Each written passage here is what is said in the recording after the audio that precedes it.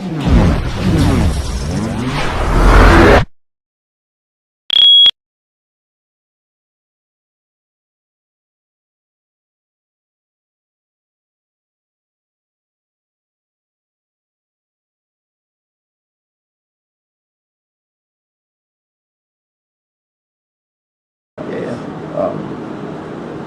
Sheikh, thank you very much for receiving me in your home.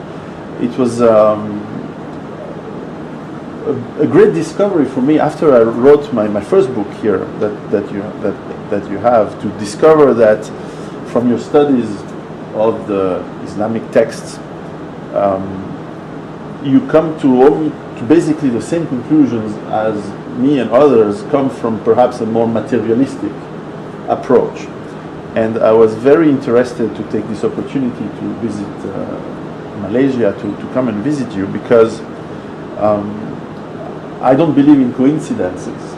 And when suddenly you have people from very, very different backgrounds that come to the same conclusion, and I believe we're not the only ones, there are other people from even other faiths and other backgrounds that come to the same conclusion, that we are into a very important time of the history and the world. I was very interested to meet you and share ask you perhaps some questions and share some ideas on how do you see this end of, maybe not the end of the world, but what I call the end of our world. The end of history. The end of history. Yeah. And I was very interested in reading in your book the point of view of an Islamic scholar on why we're getting to the point where we cannot continue the way it is. Well, first of all, the pronunciation is Piero, is it? Yes. Yeah. My brother Piero, I don't believe that our coming together is by accident. That the Lord God it is who has brought us together. And I'm grateful to Him for this opportunity to meet with you. I've been reading your book, Survive the Economic Collapse. You got it? I've been reading your book, and I've been pleasantly surprised that your conclusions are not only the same as mine, but you have a more advanced thought than I have on this subject, and I'm learning. I'm learning from your book, and I have much more to learn from you. I think the proper approach is we all learn from each other. The second thing I want to say to you about the way we respond to your book is that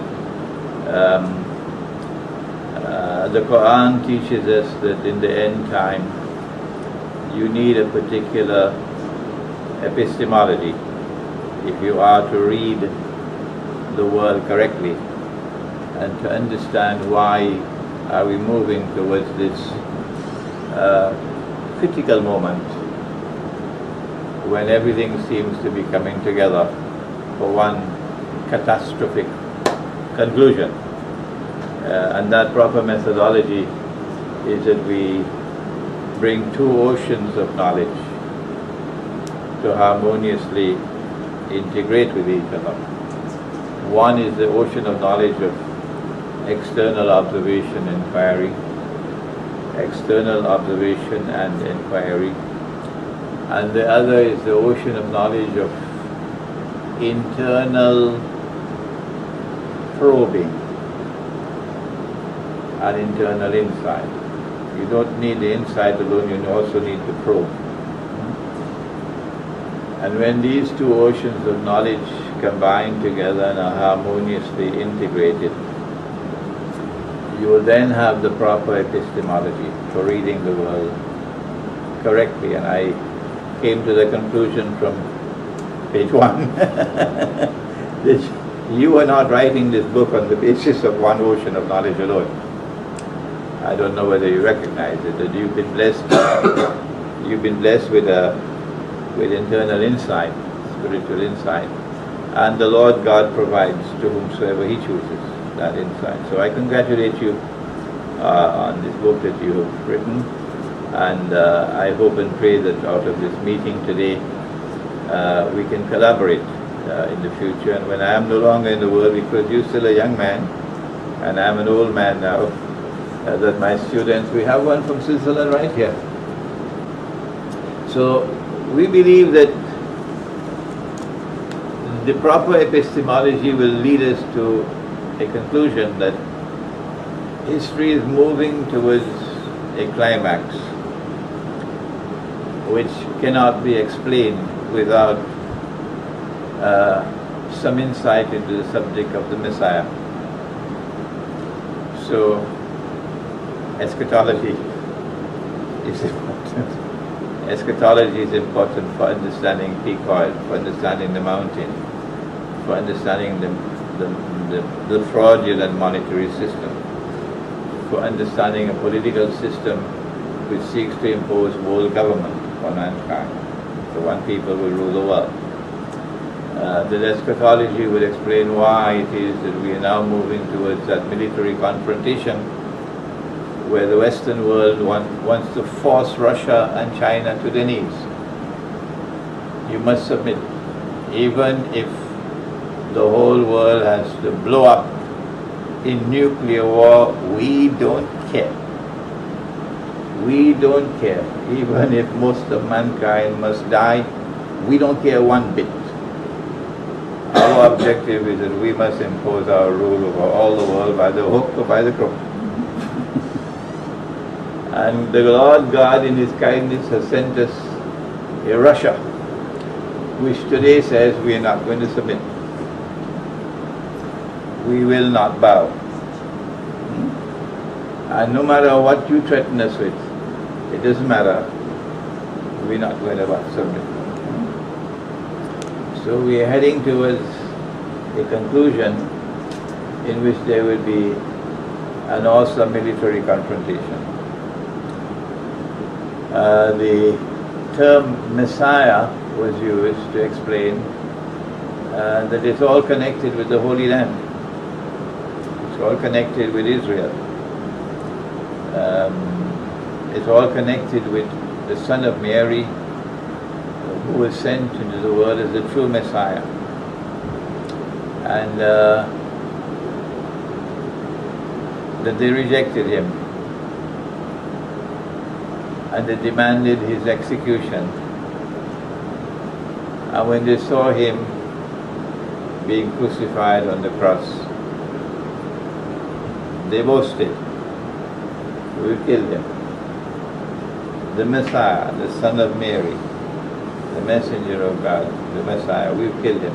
All sarcasm because they rejected him. They say he was a bastard. And because he was not the Messiah, and because the Lord God promised he will send them one who will be the Messiah, and who when he comes will bring back the golden age when David and Solomon ruled the world and Israel became the ruling state in the world. They're waiting for the Messiah to come. He was not the Messiah, so we're waiting for the Messiah to come. So there's a messianic age that is to come. And then came the Zionist Judeo-Christian alliance, which emerged out of nowhere and which then swept the stage of history. Everything was pushed aside. All civilizations were pushed aside. And a new Western civilization emerged, commanding the stage of history, controlled by the Judeo-Christian Zionist alliance. And they are the ones who brought the Jews back to the Holy Land to reclaim it as their own. They are the ones who restored the state of Israel in the Holy Land. They are the ones who now are preparing to dismantle the United States of America so that Pax Americana will give way to Pax Judaica in the same way that Pax Britannica had to give way to Pax Americana. Pax Judaica cannot come until the world is depopulated. And that's why you have the big war that's coming, the nuclear war. So what remains after the nuclear war, the remnant of the world that will remain, can be more easily controlled by Israel. Israel must rule the world. And they're almost there now. They're almost there now. When the big war takes place, the US dollar cannot survive. It probably collapsed before that, if not with the war. The entire system of paper and plastic money will go. Electronic money will stay for a while. And who controls electronic money? The banking system. And who controls the banking system? The Judeo-Christian Zionist Alliance. They control it. So Israel has within her hands the theoretical capacity to rule the world, the post-Armageddon world. It is after that that our Prophet said that Allah, Almighty God, would create someone who would impersonate the true Messiah. So he will be born in Israel, and he will grow up, and he would assume the rule over Israel, and then he would declare to them, I am the Messiah. Is that what you write? And Dajjal? Yeah, Dajjal. Okay? We are moving towards this catastrophic end or conclusion because this is what he needs to be able to establish his monstrously evil rule over the world.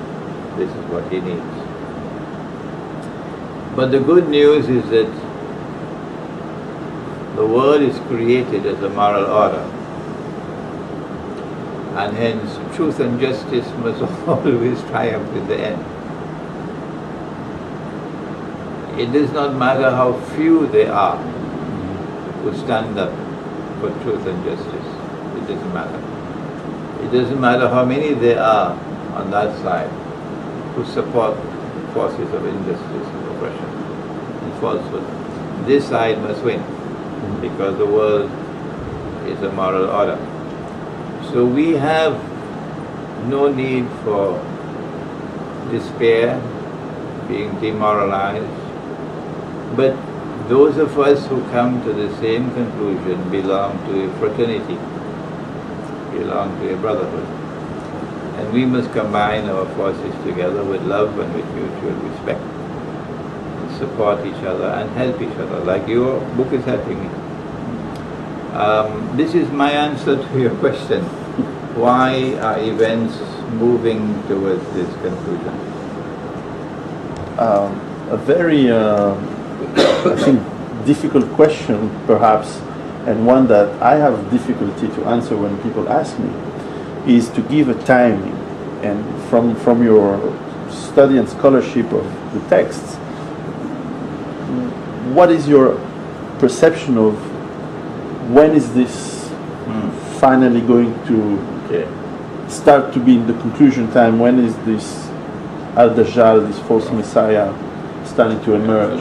Fortunately, we have in our text that which helps us to formulate a time frame. We don't have exact dates, numbers of years, numbers of weeks and months and so on. And that would be ridiculous. No. But we do have a long period, and then a shorter period, and then a very short period. That before Dajjal or the Antichrist emerges in human form in our world of space and time as a Jew in Israel, he will live on earth for 40 days, which is actually my book on Jerusalem in the Quran. That is based on that. He will live on earth for 40 days. But the 40 here is symbolic. Because one day would be like a year, and one day would be like a month, one day would be like a week, and then all his days would be like our days. Good. I came to the conclusion that when his day was like our day, the world experienced Pax Britannica. Pax Britannica did not encompass the totality of a day which is like a year. But Pax Britannica emerged within that period of time of a day which is like a year. Yeah. And then came the second phase of Pax Americana, a day which is like a month. And then will come the last period of Pax Judaica, which will be a day which is like a week. No one, I believe, would say that Pax Americana has already ended. No. Pax America is still alive. For Pax America to end, the US dollar has to collapse. Okay? So we can form a kind of a time frame, looking at Pax Britannica, looking at Pax Americana, and accepting that we are now living at that critical moment in time when a day which is like a month is ending and a day which is like a week is about to commence. So we have a much shorter period of time still remaining when the Zionists are going to be moving with a pig-headed determination, whatever be the cost, to ensure that Israel becomes the ruling state in the world in place of the United States. I suspect that most of modern Western civilization is going to disappear because Western civilization has already served its purpose. They don't need it anymore. That Israel is going to come to the world with the new message that the world needs religion. Away with secularism, away with materialism. The world needs to come back to God. Look at the mess that the world is in. We are the people of God. We are the oldest of all. We will bring back moral values to the world. Get away with all of this rubbish that you had. A man marrying another man and having a marriage certificate. Get away with the feminist revolution, all that rubbish. That's the message that's going to come from Israel tomorrow. Old-time religion. Let's go back to that because it's a mess. In order to be able to convince the world. So having Western civilization around at that time with a discordant note would not be beneficial for Israel. So I'm anticipating Western civilization with the big war disappearing. What will remain will only be an insignificant remnant. Will not have a voice on the stage of history. How much time do we have before the big war? The Christians call it Armageddon. Our Prophet calls it the Malhama, the same thing. I think the Malhama has already started, but it has started by proxy. It is a proxy Malhama now in Syria. And if this is the proxy Malhama, you're not going to be able to bring any peace to Syria. It will not happen. This will continue and continue and continue, like a festering sore. The proxy war is already now in Ukraine. Neither side is going to back down. So from proxy war, you're going to move to the fireworks. How long it's going to take, I don't know. But the process has already begun and it is inevitable because neither side is going to back down. After the war takes place, the Malhama, then our Prophet has said that the next big event would be the conquest of Constantinople. That's why they changed the name. And that's why they made it illegal in Turkey to use the name Constantinople. Because they wanted to brainwash the world into believing that the conquest of Constantinople prophesied by Prophet Muhammad was the one that took place in 1453. But that's a lie. That's false. The Prophet praised that army and he praised that commander. We can't praise Sultan Muhammad Fateh, who took the greatest cathedral of Orthodox Christianity and converted it into a masjid, to the eternal shame and disgrace of the world of Islam, to the eternal shame and disgrace of the world of Islam, to take the cathedral and convert it to a masjid. So away with that rubbish. The conquest of Constantinople comes after Armageddon or the Malham. He said that birds flying in the sky during the big war will fall down, indicating that they can't navigate, indicating that the radiation that comes from nuclear warfare will so corrupt and pollute the atmosphere that nothing can fly. So you no longer will have aerial warfare after the Malhama. Warfare after the Malhama will be on the land and on the sea, not the air. Western civilization has had their greatest military advantage over the rest of mankind because of the control of the sky. So it's going to be a level playing field now. The conquest of Constantinople will take place on the basis of an alliance between Muslims and Orthodox Christians. Eastern Orthodox Christianity. The conquest of Constantinople has only one military significance, only one, nothing else. And that is it's going to break the backbone of NATO. The Western world has maintained control over the Bosphorus for the last centuries. They did it through their friend and ally, the Ottoman Empire. The Ottoman Empire was the friend and ally of Western Christianity. And Western Christianity used the Ottoman Empire to brutalize unjustly Eastern Orthodox Christianity for 500 years, enslaving their women and using their women as slaves in their harem. Lots of them Russian women.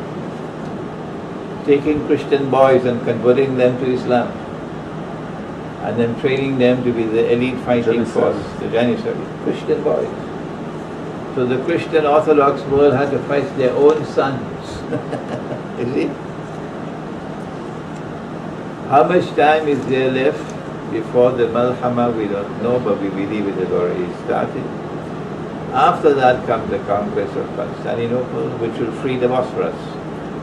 The military significance being that Russia will survive Armageddon. Russia will survive the Malhama, because this has no significance other than the Russian fleet, navy, being able to pass through the Bosphorus into the Mediterranean. So we can tell NATO now, with confidence, we can say to NATO, Russia will survive the war that's coming. And the Russian Navy will be able to pass through the Bosphorus into the Mediterranean, and that is the significance of the conquest of Constantinople. It is after that that we now have the appearance of the Antichrist. This is the timeline that we have. I sometimes have to stick my neck out because people are demanding. Tell us how many years. So you sometimes make a fool of yourself by giving a time frame, but they insist on it.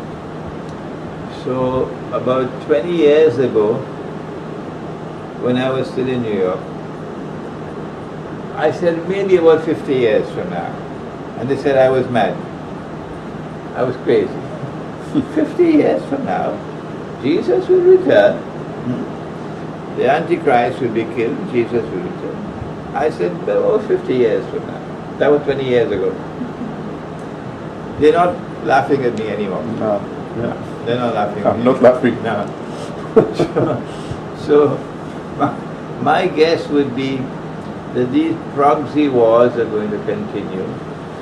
Russia is not going to be trapped into any reckless response. As Russia has responded so far very intelligently in Ukraine, and very intelligently in Crimea, very intelligently. Russia has given them a tremendous slap on their face in Crimea. Yeah. It's the first time that the Zionist Judeo-Christian Alliance has received such a slap on their face. First time in 100 years that they got in Crimea. So they are bitter about it. They're bitter. And Russia is already playing her cards very sensibly in Ukraine. Do you notice the news that Chechen warriors are fighting? Yeah, Chechen. Because not all the Chechens were in arms against Russia. It was those Chechens from Chechnya who took weapons from Saudi Arabia, the Salafi, but the majority were Sufi. Alright? So these are the ones who are waging the jihad. And Putin was able to put an end to it, waging a bogus jihad with American weapons. But you have a lot of Chechen people who are not Salafi and Sufi. And these are the ones who are now being used in Ukraine. That's what the Western world did in Syria. That's what they did and are still doing in Syria. That's what they did in Libya. So Putin is paying them back in their same coins in Ukraine. So Russia is handling the situation very intelligently in Ukraine, and I'm very pleased about it. Russia will survive the Malhama, and the Russian fleet, the Russian navy will still remain a potent military force. My guess is maybe about 10 years from now, we may have, before the fireworks, the nuclear war, and after that maybe another 15 years or so, a short period of a day, like a week, before we have the final encounter of Dajjal, the false Messiah, and the true Messiah returning to kill the false Messiah. And then we have history ending with the triumph of truth over falsehood and justice over oppression and tyranny. My answer was too long for you. No, it's very interesting because obviously coming from a pure materialistic analysis of the reserves of oil, of the risk of collapse of the, as you said correctly, the bogus currency that the dollar, and not only the dollar, but most currencies, the paper currencies are going to collapse, and I think the dollar is the first one. In my opinion and my calculation, it's very hard that we can manage more than 10 years from now. And then of course starts the time that is going to be the struggle, the difficult times where a lot of people who are in the Western world, and I think that I understand what you mean by Western world, and I must say that probably most of the world is Western today in the way they live and the way we live. And also I could resent Western, but I don't. A lot of Europeans today, it's a minority, but a lot of them don't consider themselves anymore Western. We believe that what we used to consider the Western world is not anymore what it is today. I feel when people say, you're the Western civilization, I don't feel part of it anymore. I don't recognize myself into what it is today. That's good. Even America, when I was a child, I used to admire a lot of things in America. But in the last 30 years, and maybe I was too young, but even before, this is not what, it is not freedom, it is not democracy, it is not, I think the war, the savage war on Iraq has awakened a lot of us to what is the real nature of this Western world, which is more an empire more than the evil empire, as most empires are. And also write in my book, and also stick my neck out to say that in the next 10 years we're going to see this collapse.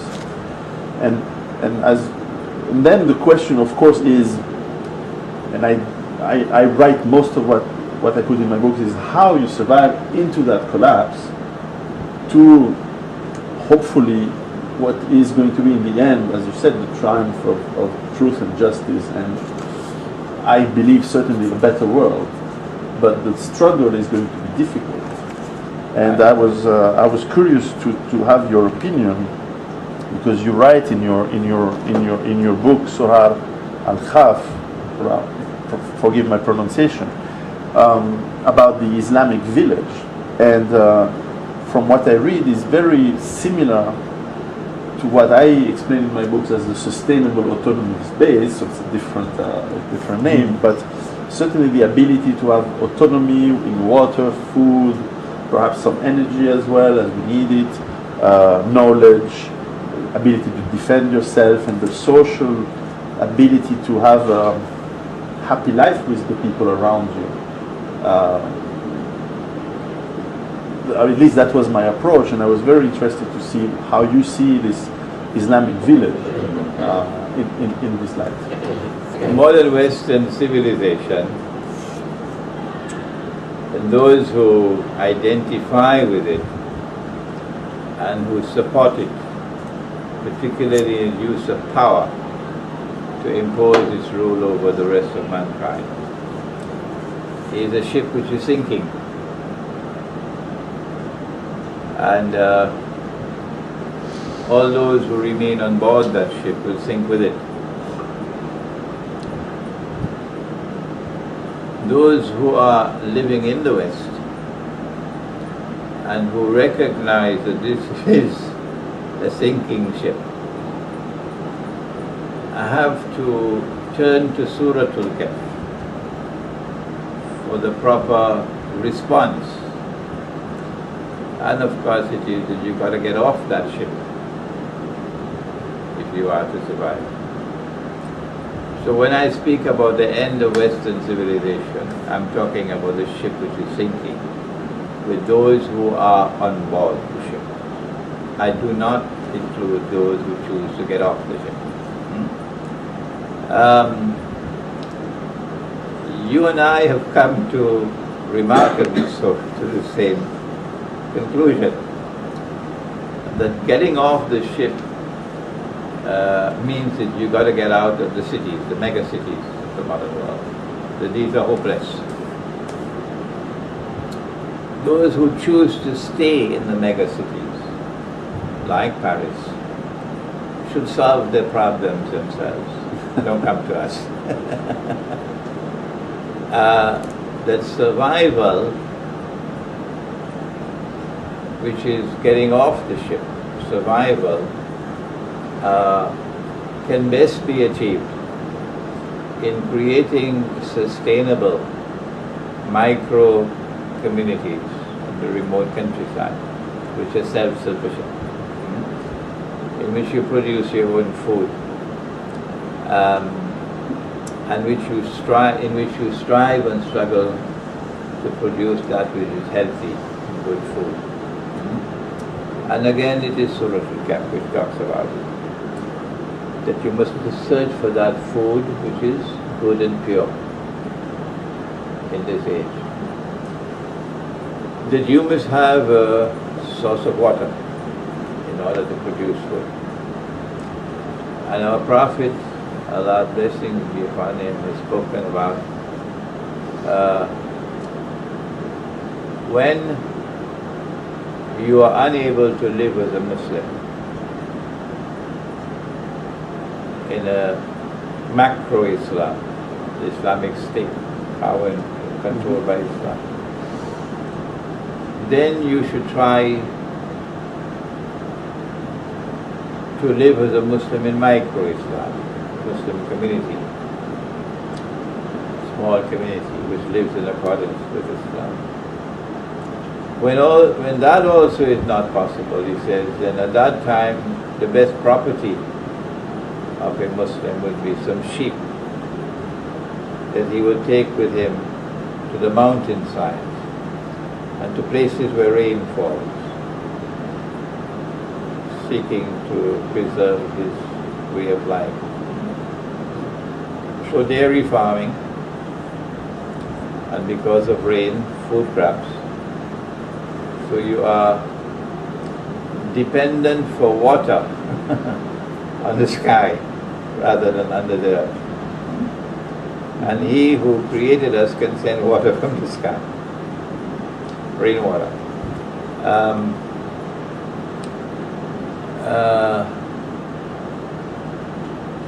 If we choose to get off the ship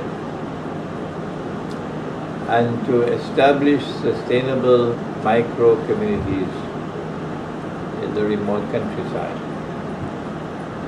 struggling to produce food, which is, well, they call it organic food today, but food which is pure and good and wholesome,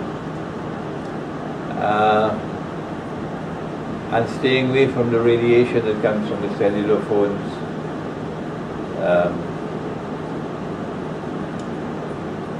and create communities where men would be men and women would be women. It's becoming increasingly difficult today to find a woman who's a woman. True. And increasingly difficult today to find a man who is a man. He prophesied that men will dress like women.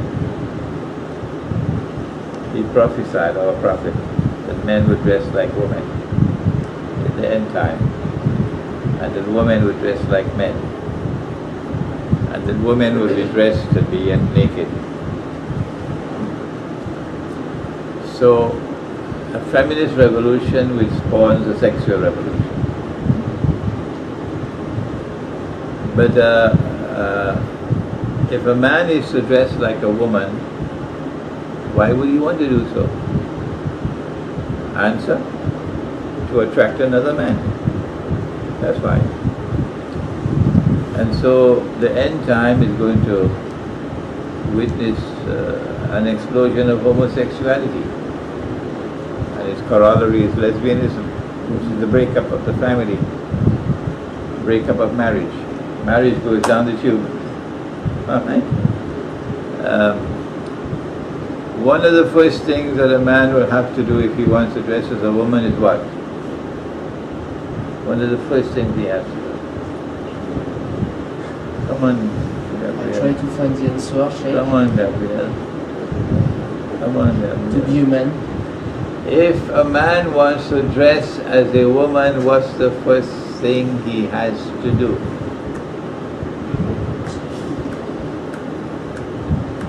Piero can give you the answer because he got a beard. Probably shave, unless you want to win the Eurovision.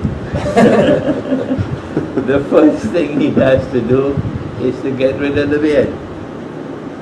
Because the beard will give him away. The beard will give him away. The reason why the Lord God put a beard on the face of the male is to distinguish the male from the female. Yeah. So if a man wants to dress as a woman, the first thing he has to do is to get rid of the beard, which is why modern Western civilization, created by Dajjal, took the beard off the face. So today, women want men who look clean. And a clean-shaved man is a clean man. And a man with a beard looks dirty. That's the prevailing mentality today. Yeah. In the end time, therefore, we want to build communities where men are men and women are women. So the day will be day and the night will be night. And it's only when the day is day, and this is Imran the poet now. It's only when the day is day and the night is night that the day and night can be attracted to each other. Do you notice that when the day is coming to an end and approaching the night, what happens? What happens is the painted sunset, all the excitement. The sky is a riot of colors because of the electricity. The day is approaching the arms of the night. And then the day plunges into the arms of the night. That's the spectacular sunset. That's what we want between the male and the female in our villages. We want to restore that. This intense attraction. Intense attraction is not possible when a woman is revealing herself. No. When she shows you everything that she has, where is the attraction? It's when she's covered that there's a mystery. Agree. When she's covered, there is a mystery. Huh? And it's only when there's a mystery that there's excitement. Yes. That is why our Prophet, Allah's blessing be upon him, even when there are sexual relations, he wants to be covered. Use a sheet, use a covering. So that you save something of the excitement. Otherwise, tomorrow it's gone. It's gone, you don't feel anything anymore. And then after the day has spent the night, there's a time for sleep, there's a time for prayer, there's a time for love, and then there's a time to say goodbye, which is dawn. You following me? Yes. Dawn. Do you notice what happens at dawn? Different from sunset. In sunset, the day plunges into the arms of the night. But at dawn, the night is holding on to the day. She doesn't want him to go. So only one ray of light comes out, and then a second ray of light. Slowly, slowly, slowly, he extracts himself from the arms of the night. We want to restore that. It's not just about growing food and having water and using real money rather than bogus money. It is also about rebuilding the male-female relationship and rebuilding the family and rebuilding the lives of children so children can enjoy being children once more. So maybe you want to continue your research in that direction For now. sure. For sure, it's very important. And But you must be thirsty by now.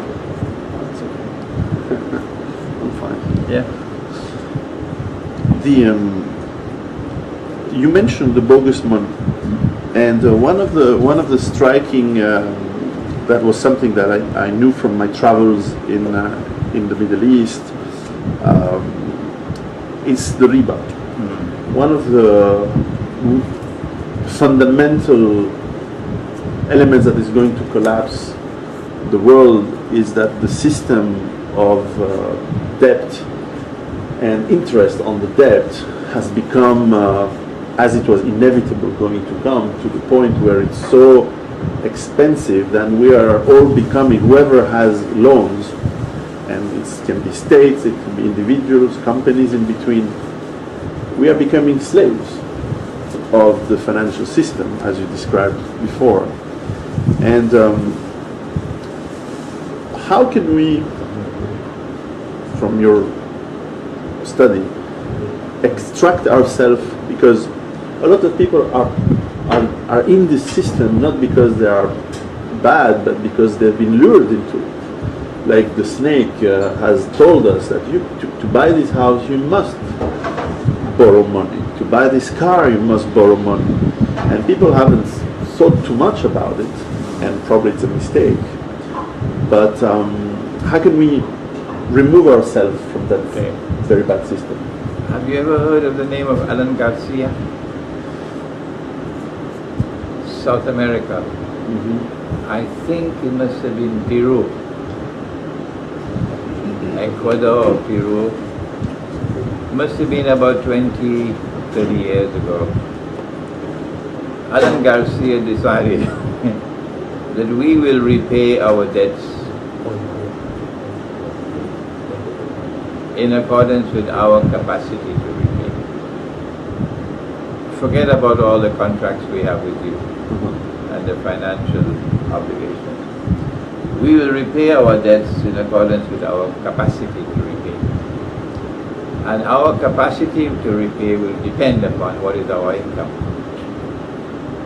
So if you enslave us, you get no money from us. I don't think, I think he said we're going to be able to pay 10% of whatever is our income towards our debts, not more than that. That was some creative thinking on the part of Alan Garcia. Was he killed for that? No, I think he was eventually overthrown and something like that happened to him. That's the first step. Yeah. But our response in Islam would be, first of all, that you have to have governments that will stand up independently, like Russia is doing today. A government which stands up to them, to the banking system and so on, to the IMF, to the Judeo-Christian world order, and decided we're going to put our interests first. We saw that in Saudi Arabia with King Faisal, 1969 to 75. We saw that in Pakistan again at the same time with Bhutto, when Bhutto and Faisal formed the alliance. We saw that in Venezuela with Chavez. We're seeing that in Bolivia with Evo Morales. Okay? From our perspective, the first thing that we will do is to unilaterally repudiate all interest obligations on loans. We're not paying the interest. Do what you want. However, we have an obligation to repay the capital sum, and we will do so. Number two, that we will repay the capital sum in accordance with our capacity to repay, based on the methodology of Alan Garcia. If you were to adopt such a policy, that means that you're on the road to freedom. They don't want you to be free. No. They want you to be enslaved. Exactly. So they're going to land the Marines, and it's going to be imperialism all over again. Yeah? Except this time we have Russia, and this time we have China, but not prepared to submit. I think that the recent agreement between Russia and China for the supply of gas over the next 30 years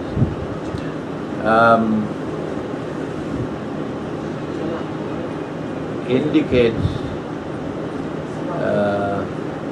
one of my students actually wrote to me with his insight, and I'm sharing with you his insight. I can't mention his name, of course. That what the Russians are doing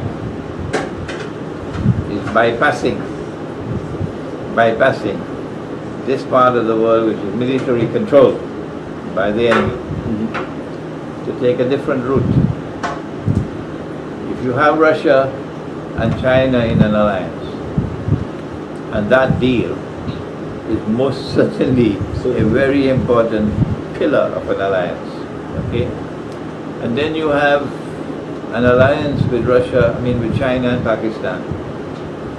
Because when they did the Bin Laden circus, where they said they killed him and they threw his body in the ocean and then a big fish came and swallowed it, that's the way the story ended. The Pakistanis immediately decided that this is going to be used as a pretext to attack Pakistan. So the Pakistani Prime Minister flew immediately to Beijing, and the Pakistani President flew immediately to Moscow. Beijing responded with a response that absolutely shocked and surprised them in Washington and London and Paris and so on. China said what China had never said before. Never. China said an attack on Pakistan will be an attack on China. Full stop. Full stop. Okay? You don't ignore a statement like that. Alright? So if you have that kind of an alliance between China and Pakistan, and you have that kind of alliance between Russia and China, do you notice the geography of the new supply routes that are now emerging? Bypassing this part of the world where they control. They control the water, they control the air, they control everything. I therefore see a possibility of our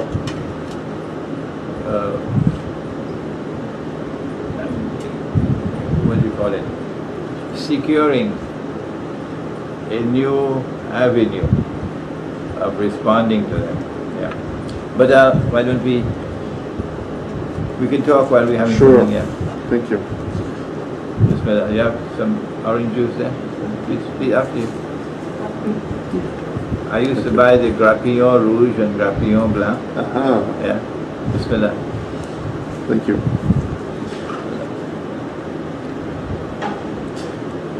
The reason I asked this question on the debt is because, and this is a question a friend Algerian friend living in the UK has asked me to ask you. I think it's a very good question.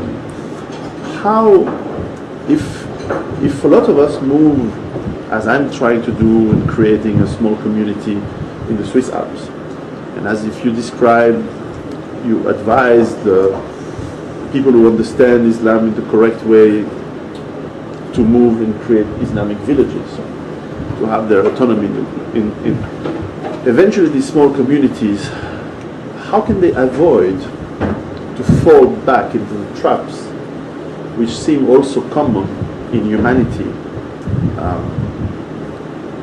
which is all the, I guess we call it sins, or all the bad habits?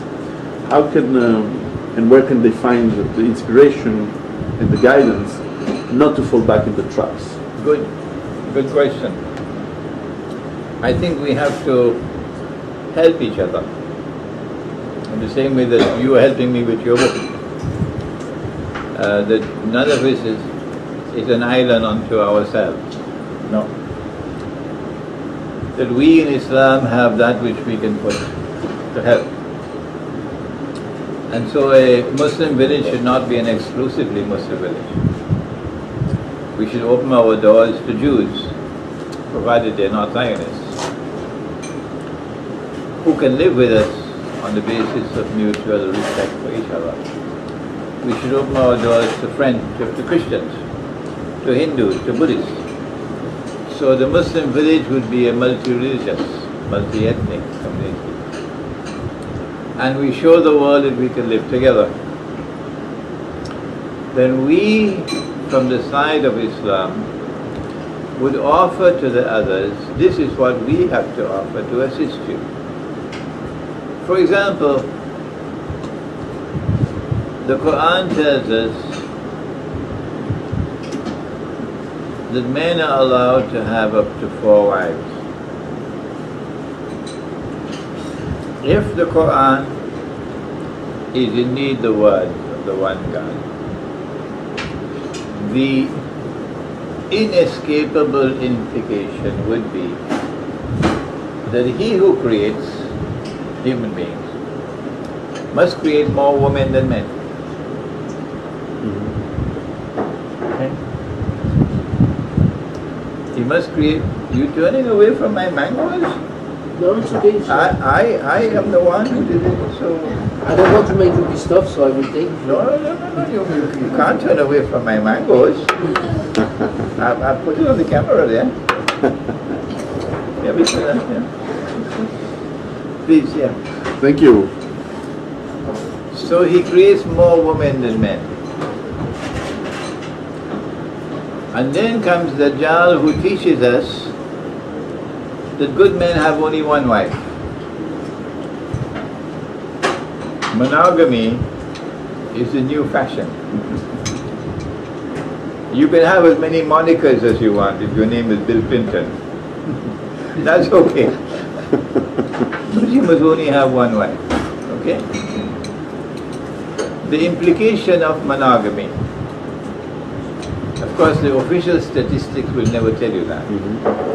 The implication of monogamy is that large numbers of women will no longer be able to get husbands. Okay? What are you going to do with this surplus women? Then Dajjal comes, number 2, with a feminist revolution which brings in its wake so many things that causes marriages to break up. So marriages are now breaking up as never before, sometimes 1 in every 2. And women are very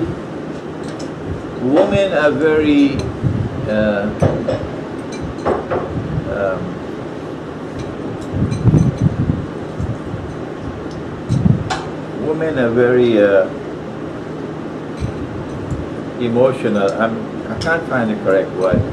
That when a woman has had a first divorce and then she's had a second divorce, now she's scared. Yeah, of course. She's scared. She doesn't want to go back down that road again. 2 divorces. I think it's true for men as well. Yeah. So you're going to have a very large number of women now, increasingly large number of women now who are single, who would prefer to be married but cannot be married. And then comes the third attack from Dajjal, and that is the cellular phones and the radiation and the damage being done to male sperm production with genetically modified food and so on. And so the male sperm is too weak to produce a male child, and only females, baby girls being born. We already have the medical evidence for it. People who work for putting up the cellular towers, they report only baby girls. Only baby girls. So we are moving towards an explosion of a very large number of women in the world who cannot find husbands. How do we solve that problem? In our Muslim village, we'll be able to show to the other communities who are living with us, we have a way of solving it. That our Quran tells us that there are 2 categories of women with whom men can have intimate relations. 2, not 1. Okay. 2. The first one is wives. But the law is that you have to maintain your wives parity. If you give this one a Mercedes Benz, you can't give this one a Hyundai. Okay. No, something less than a Hyundai. We presume that there won't be much Mercedes in the future. Fiat. No, the Italians are not going to like me. In Malaysia, there's something called a kanchil. Yes. All right. So you can't give her top of the line Peugeot and give her a kanchil. Okay. Not in Islam. No. There must be parity, justice. And the Quran says that if you fear that you would not be able to maintain that standard of justice with your wife, then stay with only one. Well then what do you do with the other women? The Quran then speaks about a second category of women with whom you have a contract which is similar to a contract of marriage, but she has a lower status, in that you do not have an obligation to maintain her at parity with your wife. No. You maintain her at your level that you're capable of. Okay? Number 2, that your wife has inheritance rights, but she does not have inheritance rights. And these are usually women who cannot get husbands, who need men to maintain them, care for them, who need to have intimacy but don't want to commit sin. Okay?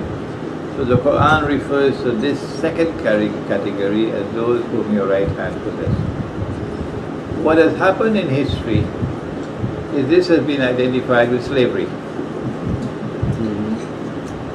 And the scholars of Islam who have bought that nonsense say, well, no slavery today, so this category is now gone.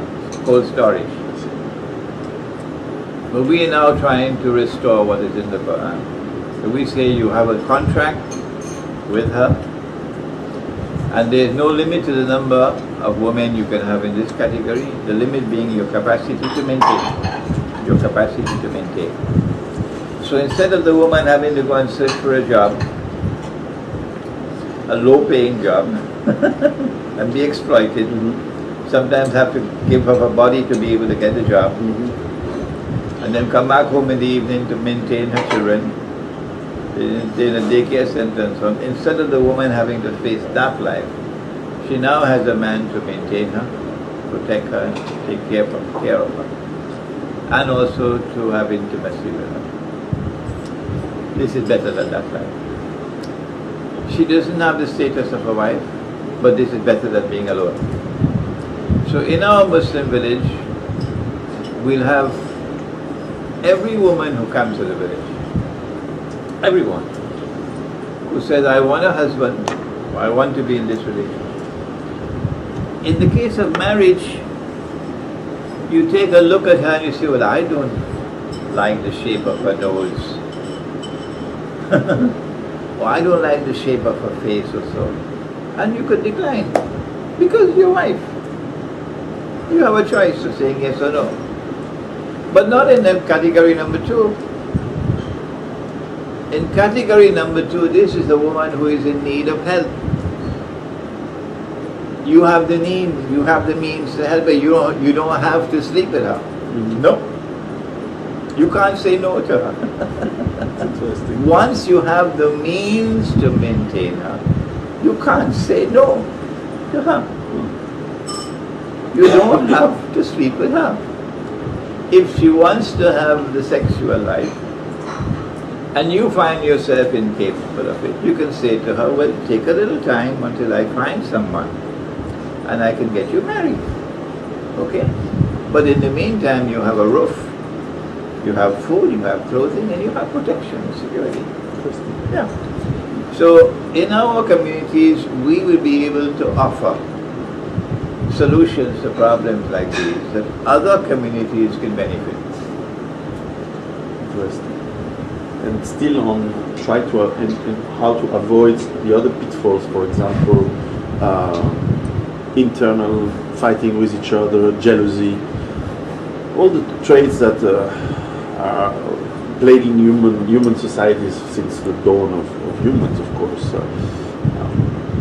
You see that because if I take an example, I've traveled a lot in many countries which are, at least officially, they're Islamic. And that's why I say that it's also part of the West.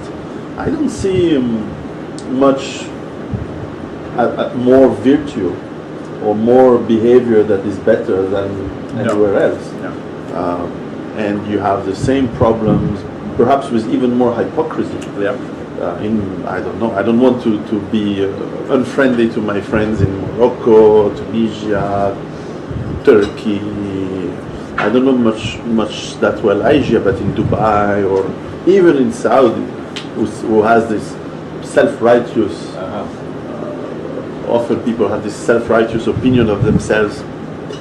In reality, you see the same sloth and perversions and misbehaviors and greed and avarice as everywhere else in the world. How can we avoid to fall back into all these? Well, the sinking ship is first of all for the malhama, the Western world. But that's not the end of the story. The Quran speaks about every town and every city becoming a sinking ship. Yes. And so our solution is, we can't solve your problems. our ways to get out, to withdraw. Whether it be the Western world, or Morocco, or Algeria, or Tunisia, get out of the cities and move to the remote countryside. But having done that, we advise that if you want to have 3 or 4 wives, you should do a PhD in psychology.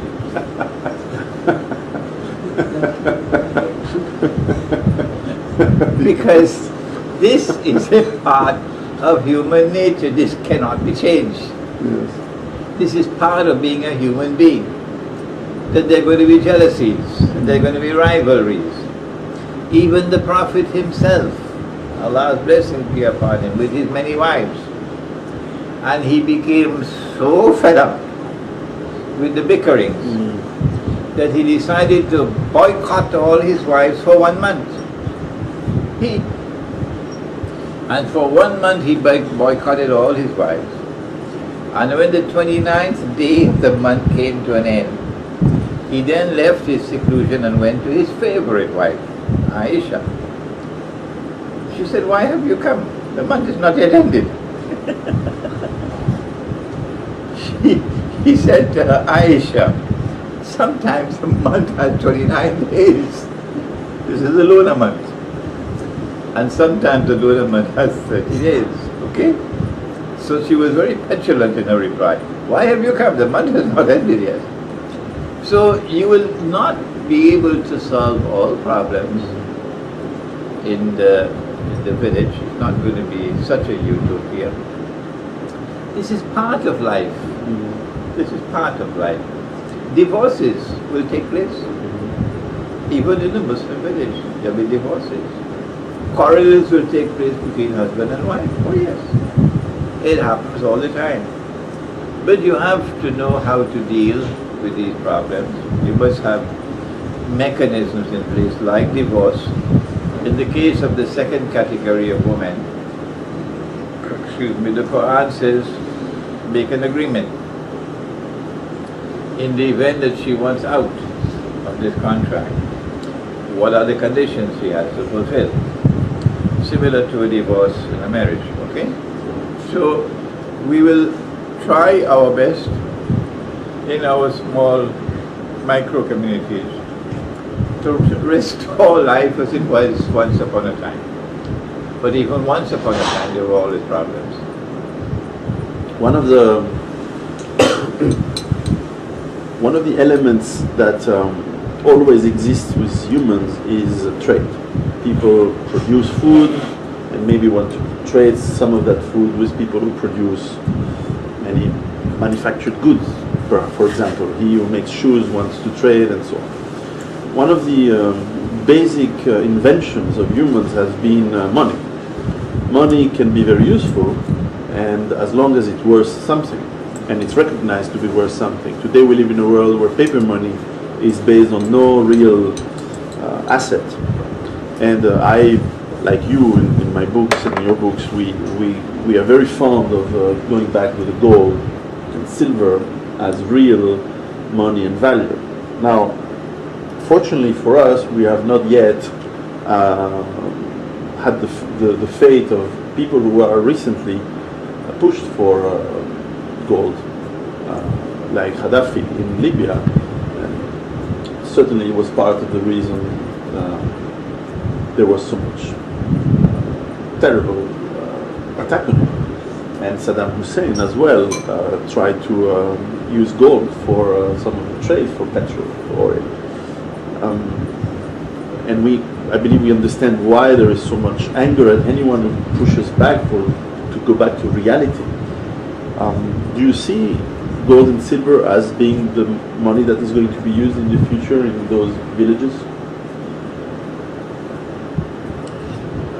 My position is that unless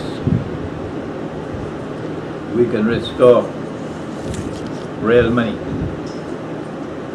and real money does not have to be metals. If there's a shortage of gold and silver in the market,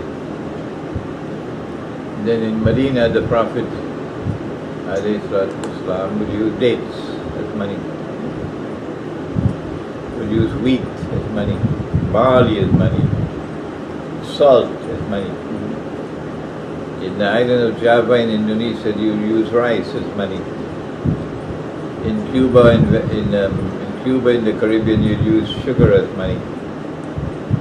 Commodities of food consumption which have a shelf life, which are in abundant supply in the market, and which has intrinsic value, can be used as money. This is not barter, this is money.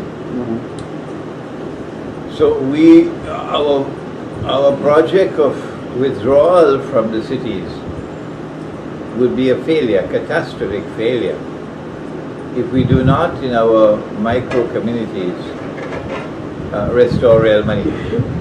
That is an absolute imperative of the Muslim village. Fortunately for us in this part of the world, dirhams and dinars already been minted. A young man from Switzerland out there is already part of the system of marketing dirhams and dinars. I have some inside the home. I could show you the dirhams. We have them in 1 dirham, in 2 dirham, in 3 dirhams, silver. And the technology is there now to mint it with precision.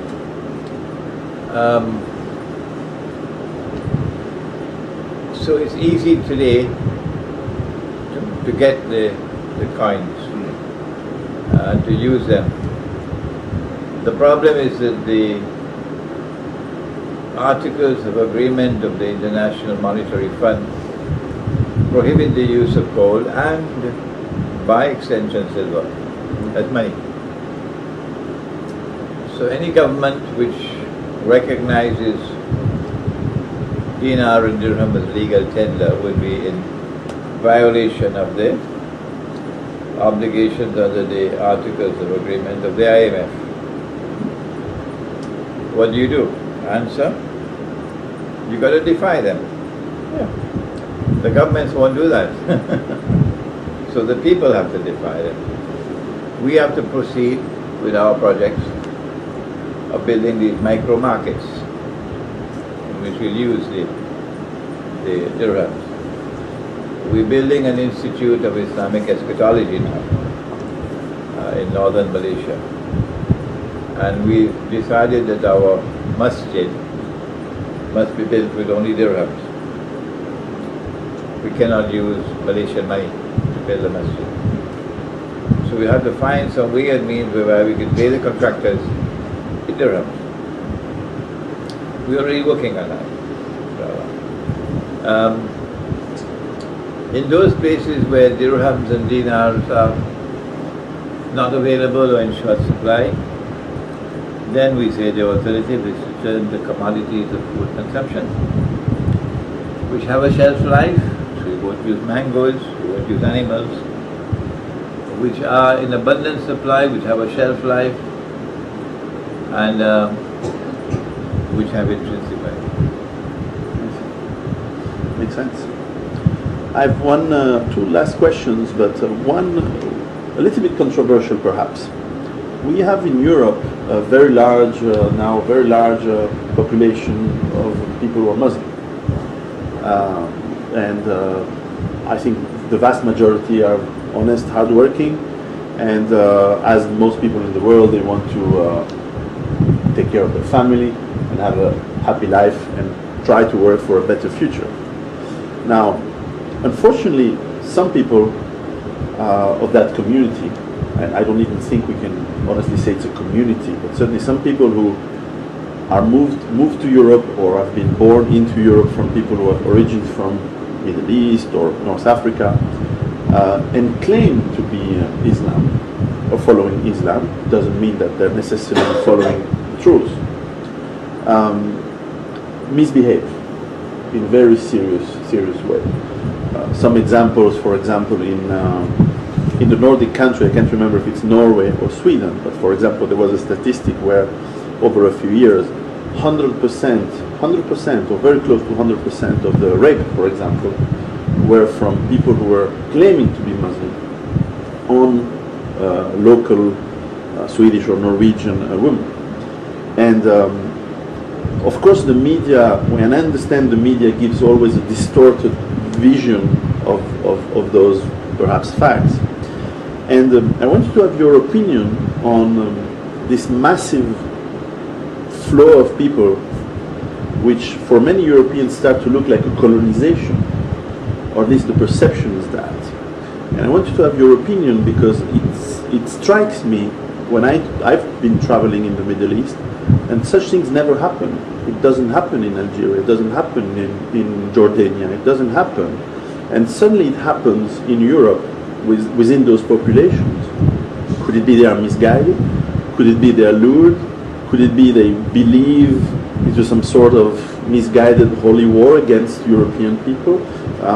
Certainly this is what a lot of Europeans perceive, and growing number of Europeans perceive. And with a lot of people in Europe, we try to avoid what could be another reason for civil war or fighting. So what's your opinion on that? My advice to those Muslims resident in Europe, in North America, at this time, is to make hijrah, go back home. Do not remain in Europe, particularly if you have children. And when you go back to Algeria and Morocco, Tunisia, don't go to the cities, go to the countryside. That appears to be the only way that you can survive with your faith intact, because the nose is tightening around your neck more and more. You have Muslims who prefer that their children should go to Islamic schools rather than state schools. And the law is now creeping to ensure that even in Islamic schools you've got to teach that there's nothing wrong with a man marrying another man. So already there in Canada. And if you want your child to be exposed to that, you should be shot. You're not a father and mother. No, you should be shot. So survival requires you to get off that ship, go back home. The problem is that most of these people who have left Algeria and Morocco and Tunisia and Pakistan and Bangladesh and so on have gone to Europe and the United States following a dream of wealth, a good life. So this is economic migration. And people who migrate for economic reasons usually have religion as a low category. So whatever changes they have to make in life, whatever modifications they have to make, they make it. So these can never be held up as examples of good Muslims, not at all. Increasingly they identify with the countries in which they are resident, and they refer to the American Armed Forces as our boys. They've gone to Iraq to kill your people in Iraq, and you still refer to them as our boys. They identify with the American Armed Forces. Patriotism. The Quran has warned about the Jewish-Christian alliance, which controls modern Western civilization, that if you turn to them with friendship and alliance, you belong to them. You left Islam. So for the purposes of the Quran, most of these are no longer recognized as Muslims now. They have left Islam and they identify themselves now with other people. So we can't solve their problems for them. But those who are still insistent on being faithful to Islam, for them we say the solution is go back home, make hijrah. The rest who remain behind, those are not our problem. We can't solve their problem. Interesting. One of the corollaries to that is that more and more attacks on countries in the Middle East for natural resources are tried to be justified in the media, at least in my part of the world, and I guess everywhere, on trying to fight terror. And usually they say it's Islamic terror. This is not new. I'm sure that we can go back to 100 years ago and have the same kind of media reporting similar stories. How can people who live in Europe, for example, or North America, get away from that media influence? Well, yesterday it was Bin Laden who was Mr. Terrorism par excellence. But Bin Laden's day has come and gone. And now the new Mr. Terrorism is Vladimir Putin. He's not Muslim. Vladimir Putin is Mr. Terror now. Okay? So they got to rewrite all their books on terrorism. The Russians are now the world's greatest terrorists. We're getting a little break now. The Muslims have. The answer is whoever stands in their way, whoever is an obstacle and an impediment, whoever will not submit to them, they demonize you as a terrorist. And those who are faithful to Islam, like the Russian people, will not bow and submit to it. Russia is Rome in the Quran. The Quran has a whole chapter entitled Rome. And Rome is Orthodox Christianity. And they've been attacking Orthodox Christianity for a long, long time. Similar to the attacks on Islam. They began their attacks on Islam with the Crusades. The Crusades were not Christian wars. No. The Crusades were Western Christianity's wars, because Orthodox Christianity was not a part of it. So you can't paint the whole of Christianity with a brush that's coming from Rome. No. And when the Crusaders passed through Constantinople, they fought their own Christian brothers. Yeah, they fought their own Christian brothers. The Crusaders, on their way to Jerusalem. So the attack on Russia is similar to the attack of terrorism on Islam. What they did was that they were complicit in the rise of the Ottoman Empire, Western Christianity. They were complicit. They constantly had alliances with the Ottomans, Britain and France. And they used the Ottoman Empire to stab Orthodox Christianity in the back consistently for 500 years. They loved that.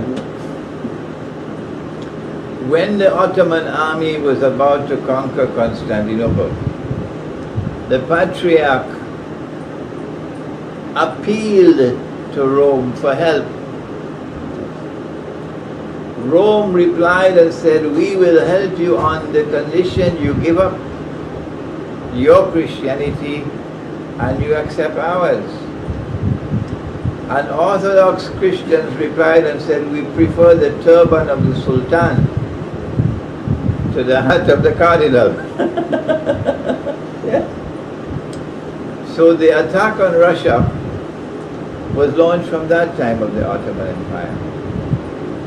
They used the Tatar Muslims in Crimea as slave raiders, raiding Russian villages, seizing people, enslaving them, and then selling them to the Ottomans. So the Ottomans would have a ready supply of slaves. So it was very magnanimous on Putin to then turn to the Crimean Tatars and say, "We will help you now. We'll help you." They're very magnanimous of them. Because the Russians must be hating them. the Crimean Tatars. And then when they were about to take Jerusalem in 1917, the British Army is about to take Jerusalem in November 1917. They want exclusive, there should be the exclusive voice to speak about affairs concerning the Holy Land. Okay? So they timed the October Bolshevik Revolution to deny Orthodox Christianity a voice. That's why the revolution took place in October. The revolution took place in October for a second reason. October 1917. Because Britain and France had a secret alliance with Russia in which they offered Constantinople to Russia. And when the Russian armed forces were within arm's length of Constantinople, they then stabbed Russia in the back.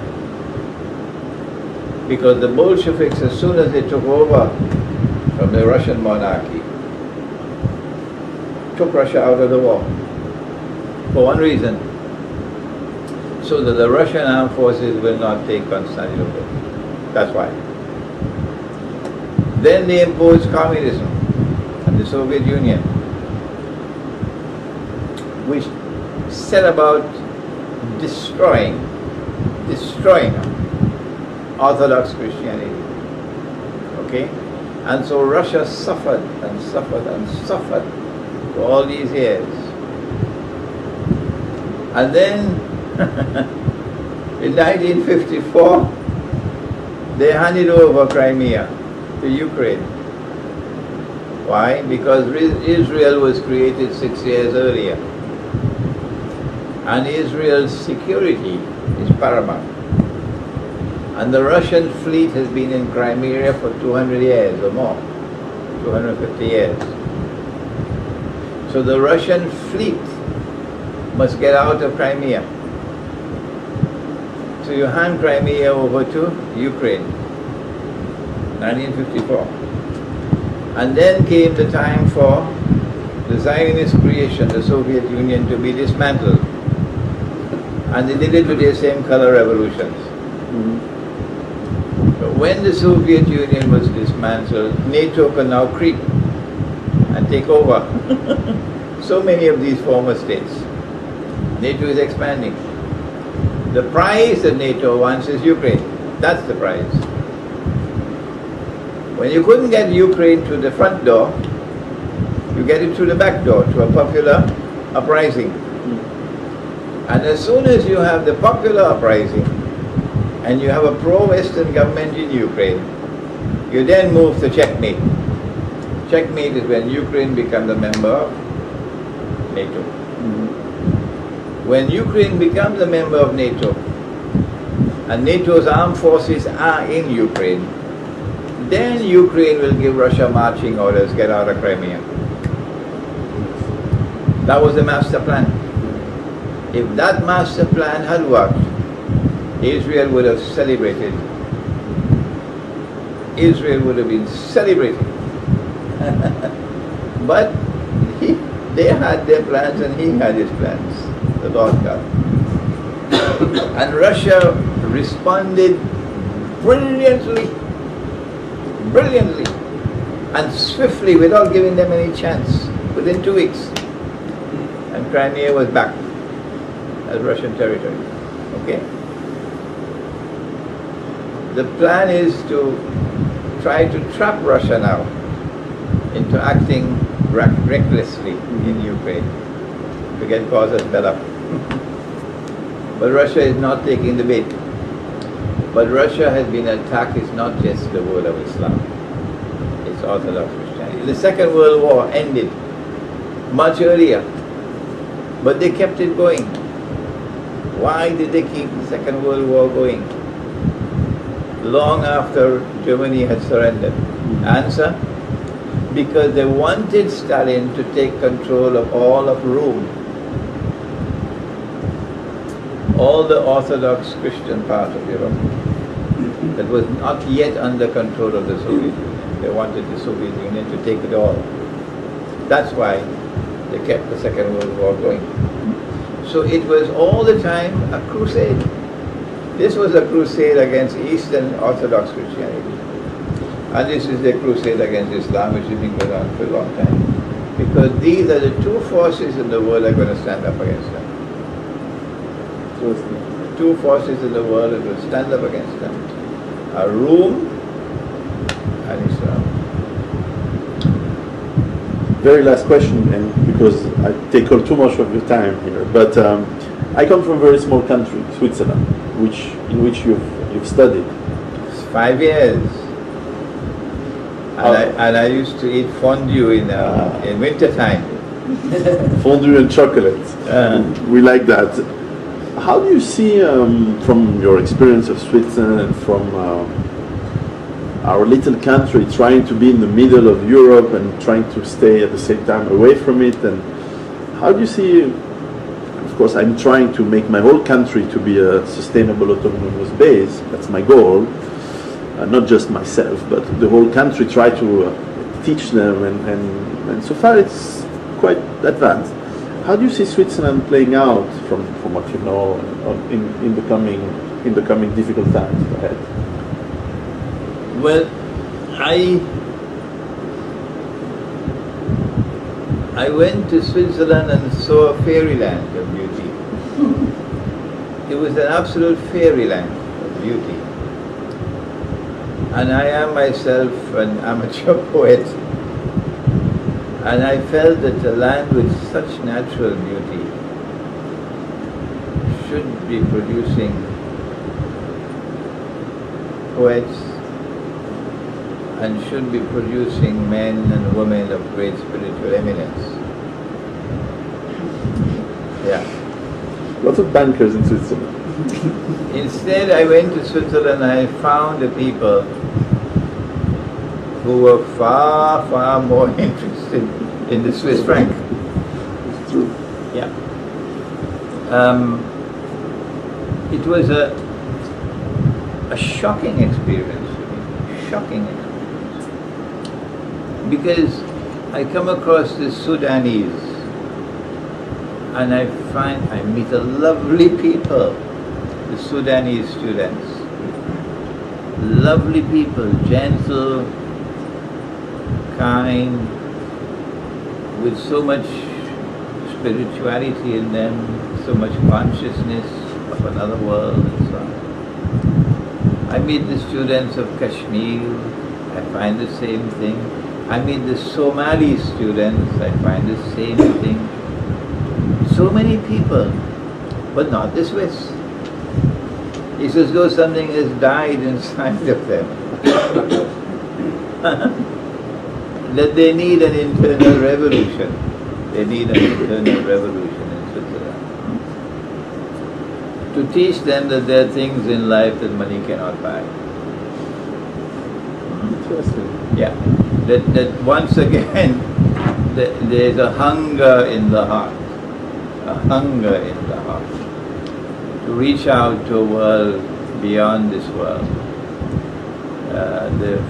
The Indian poet Muhammad Iqbal says that beyond the stars there are so many worlds. If you're going to live your life confined to only this, will you not try to reach out to worlds beyond the stars? Meaning to elevate yourself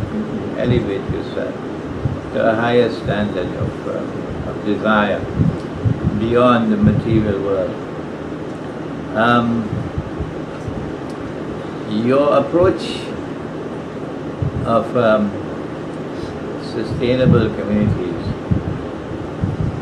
which are disconnected from the grid should strike a chord amongst the Swiss, because they are certainly very concerned about survival.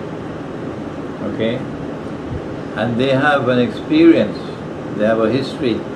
The Swiss chalet up in the mountains, you have to store your food for winter time. Because for whole winter you won't be able to come down into the valley. So they have an experience of this kind of life, of self-sustaining life, what is needed is the internal revolution which allows you to see with internal sight what otherwise cannot be seen. So you have this conjunction of the two oceans. But you already have it. It's there in your book. Well, thank you very much for your time. But you did all the questioning and you didn't give me a chance to ask. Oh, if you'd like to ask me some questions, I'll be very happy.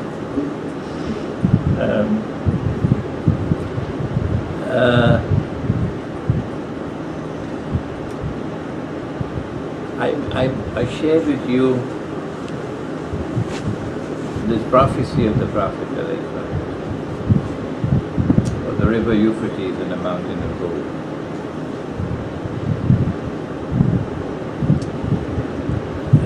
Would you ponder over it for a while and let me know whether you see anything more than what I have shared with you? Of course, as you know, what I like in the exchanges, and of course I come here very humbly, first of all because I'm much younger and less knowledgeable than you are in many fields, and of course I always listen very humbly to people who have more experience in life. You're born the same year as my father, so I always respectfully listen to people. And when I hear some of what things you say, I wouldn't say sometimes, in some cases, my instinct would be, maybe I have some disagreement, but hopefully what I have as little bit of wisdom tells me first to think and research and learn before to argue. And certainly I'm not a big, I've read the Quran a few times, of course, because it's an important, I think anyone who wants to have any culture or knowledge should read the holy text of all religions to at least know a little bit. But I certainly have not read any hadith, so I'm always very hungry for knowledge. And life has taught me that impulsiveness often leads you to say silly things. So one is important to learn. What I know from my travels in the Middle East, and I traveled in Iraq, I traveled all over, in every country in that part of the world, for example, teaches me that what we are told in the media in Europe or the West is not what happens in reality. And the reason the United States has been leading this grabbing of resources is linked to the fact that these resources are vital for them to continue their fake economy based on consumption. And what you say on Switzerland, for example, is very striking because there is some truth in it. We definitely are also a culture that is very materialistic. And while I have an analysis that comes from the materialistic world, I know that there is more in life than things. Actually, things are very little part of life. And sometimes we are owned by things that we own, instead of mastering them and seeing them as for what they are, just little luxuries. But the reality is that humans have much more than that in life, and much more is more spiritual, is the friendship, is love, it's soul searching, it's that is more important. Maybe I discover this as I grow a little bit older and hopefully wiser. But the approach I try to teach people very humbly is to say that, and actually teach is perhaps not the right word, I tell people, and those who listen, listen, and those who don't listen, they don't listen. I don't try to convince people. I tell them that it makes mathematical sense that we are going to a collapse, because our world is not sustainable, and the basic of what makes it real are disappearing. Resources, pollution, destruction of the environment, wars, the silliness of modern life, the destruction of the reality of what are men and women, the bogus finance. All of this is going to crumble and collapse like a house of cards very soon, and I agree with you, it's very soon. Unfortunately, and maybe this is in Greek philosophy in the old days, they always spoke about trials, and when humans did mistake, they had to go through very difficult times to learn.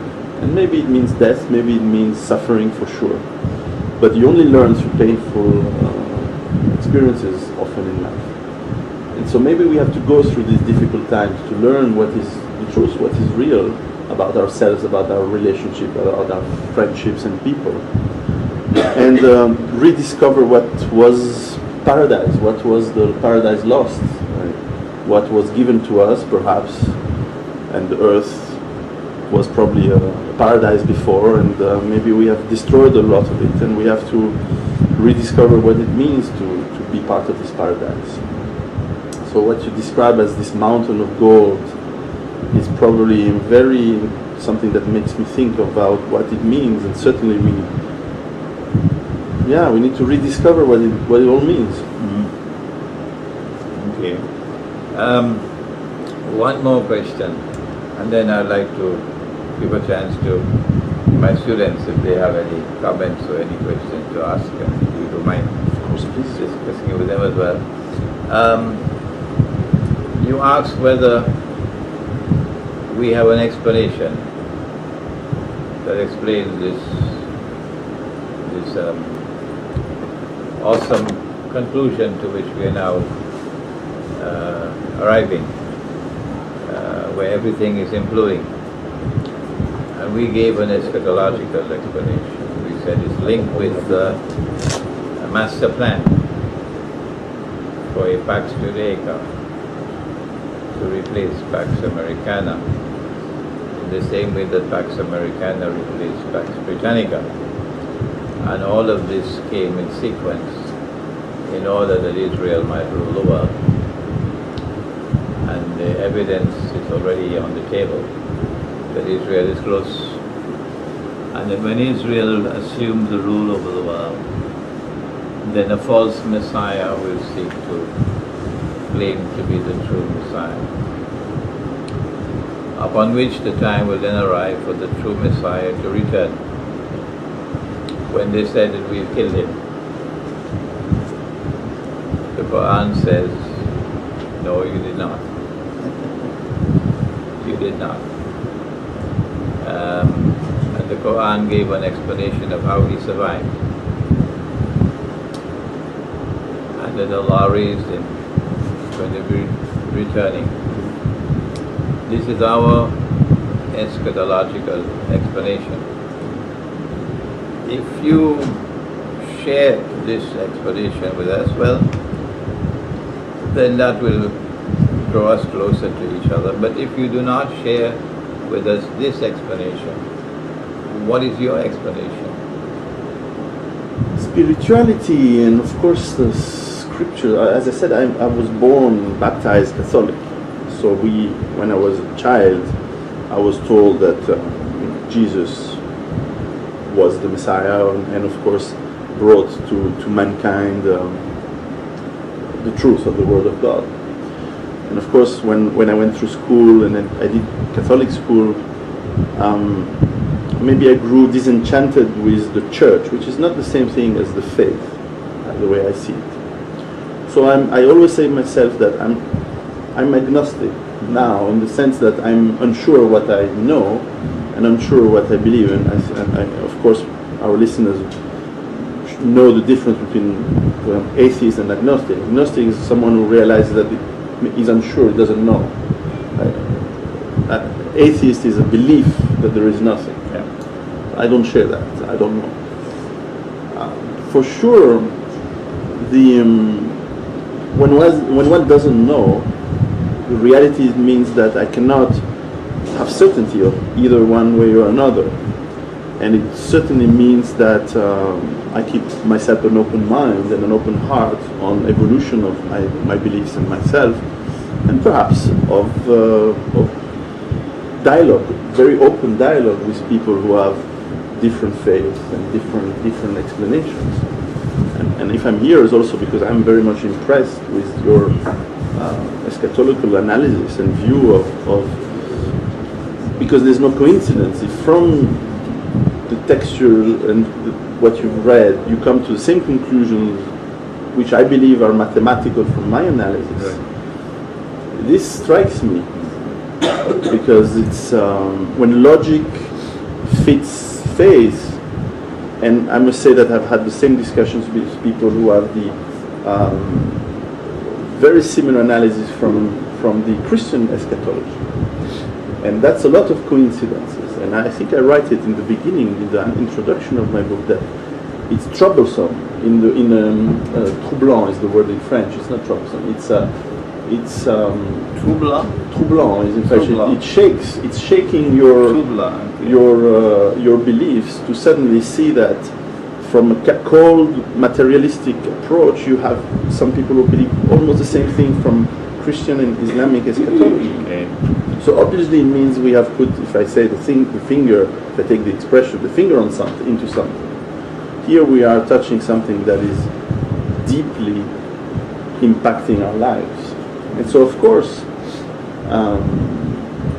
there is a lot that we could do to help people. Because a lot of people, I believe, are either in a very blind belief of some church, for example, which is very limiting. Or some people don't have the, as I said before, in those misbehaving people, for example, which believe that they are following some interpretation of a religion, but in fact they are doing some bad things. And I believe no religion tells you, no faith, no word of God should tell you to do evil things. That's otherwise you are knowingly following an evil God, which doesn't sound possible for me. Well, it's clear that you do not reject our Islamic eschatological explanation, no, I do not. And that you hold out the possibility that it can be valid. And there's much similarity between our Islamic eschatology and Orthodox Christian eschatology. Now let's open the door to our students. If any one of you have any comment to make or any question to ask. Where's Jalal? I'm not seeing him. Okay. Right, okay. And my two grandsons have not fallen asleep as yet.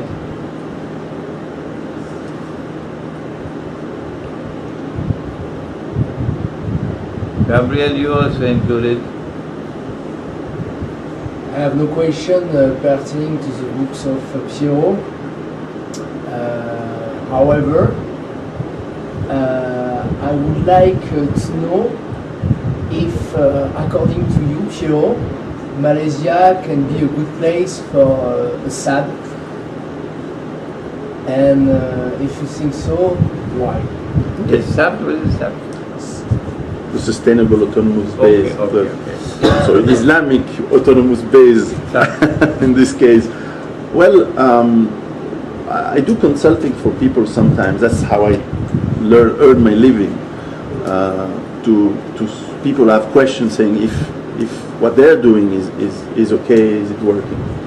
And so what I always look at is first of all the geography, and then the geopolitics, and of course the resources available, and the culture of the people. And it's my first time in Malaysia. It's the first time I'm in Kuala Lumpur, in this country. And certainly I look at my perception that they're incomplete at this point. They're very. It's only the beginning of my impression.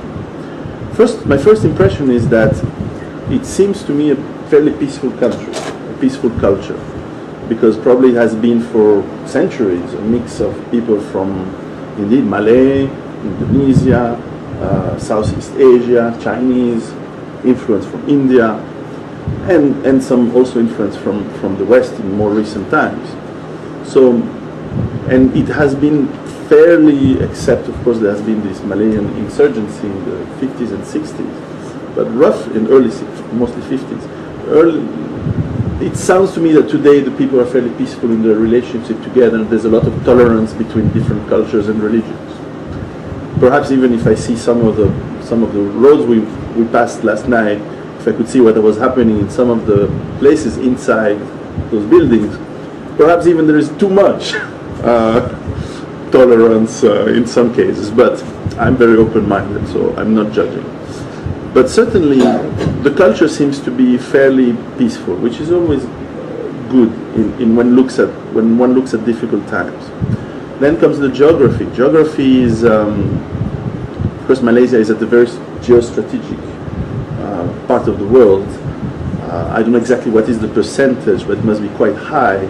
The percentage of oil that flows into tankers across the Malacca Strait, past Singapore and north to China and Japan must be quite significant. So this, and one should add the shipping of goods. So this part of the world is extremely strategic for whoever looks after control of the sea shipping lanes. And today the thalassocratic power is the United States, and it's so clearly this part of the world is very strategic for the United States. And one should see how much this part of the world would be left untouched if things go bad. And I would fear that with some oil resources, Malaysia is a prime target for the United States, or perhaps China in some cases, if they want to control these resources for their own unique consumption. One has to be careful about that. So there is some geostrategic threats that one has to consider. I cannot judge the government of Malaysia. I really don't know it yet. I don't understand yet the subtleties and the history there. In terms of geography, also what is interesting is I think you have mountains, you have rain, you have extremely good weather, extremely good weather patterns. So the food production and the water supply seems to me pretty good. Of course, there's 30 million people living in Malaysia. That's a lot. That's a big number. Is there enough food? Is it plentiful enough for 30 million people? That would require some research, especially if one takes into account a world with less resources to make the trucks and the tractors and the agriculture sustain at the level that it is now. Maybe it's possible. So, except Kuala Lumpur, which is a very large city, it seems to me also that the countryside has a lot of possibilities for indeed setting up villages or joining villages that can grow into sustainability and autonomy. And my instinct would say that from what I know now, if I consider the threats, the opportunities, and the advantages and disadvantages, so far I would balance, on the scale of things, it would be probably quite positive place. It would be a place where it's fairly positive to organize a good sustainability. Of course, there's sea, so therefore there's fishing, which is very traditional here. So it is positive in my opinion, more positive than France or England, which are disaster happening, or North America for sure. So I would say to Malaysian people who look at us that this is probably the place they want to think to stay and make this effort to create their villages or to join a village, for sure. Yeah. Anybody else? Okay, there's a lot of red flags going on everywhere. So like the issue that you say that, the Muslims in Europe are creating havocs and all that, is that not another kind of, somebody putting in somebody just to create that kind of event?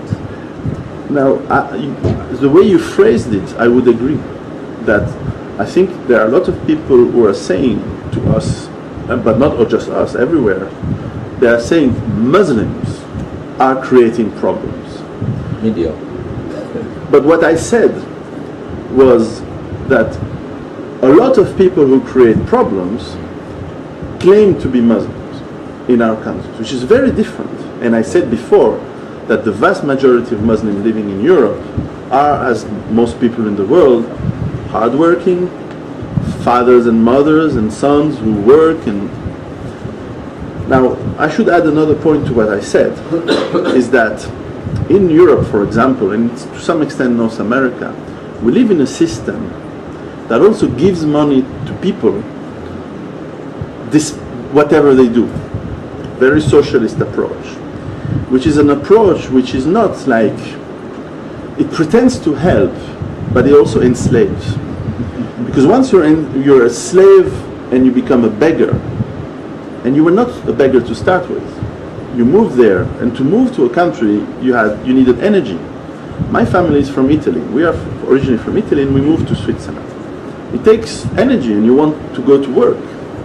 And if you move to a place because you can become a beggar and you will have a great life being a beggar, it means the system is forcing you to that.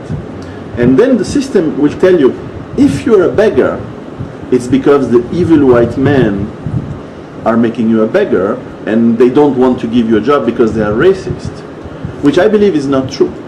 But this is what they're also saying to these people. So my opinion is that the media, and who controls the media, are creating the problem which then they will use to make civil war. Because that's a way to divide and conquer. They will take a population in Europe, they will bring immigrants to lower the wages and to bring in people from a foreign culture and land and religion. They will make sure that most of them or some of them are becoming destitute and begging for social help. And then they will explain to them that the reason they are destitute is because people are racist, which I really believe they're not. The vast majority is certainly not. And then they will tell the people in Europe, see, these people are beggars, they don't work, they are parasites, and they're also criminals because some of them will become criminals. And they claim to be from Islam, and therefore Islam as a whole is criminal and bad and so on. And this is the perfect condition for civil war. Maybe they will take profit from that civil war, just as the same people take profit from all the wars, at least that I know of in the past centuries. All the wars, it's the same families who made profit from the banks and the big industries from all these wars. So the reason I asked the question was to try to understand why Muslim scholars, or certainly they don't, I'm sure they are, as the Sheikh here does, but they're not on main medias. And clearly the question includes the answer, is because the media don't want to show peaceful position. They want to have, they want to show that there is anger and there is animosity and there is hate. And that's why they use this hate then to send these people to make so-called jihad in Syria and in Libya. And then they bring them back and they use them to shoot people in the street so that they maintain this tension. Again, coming from I can take a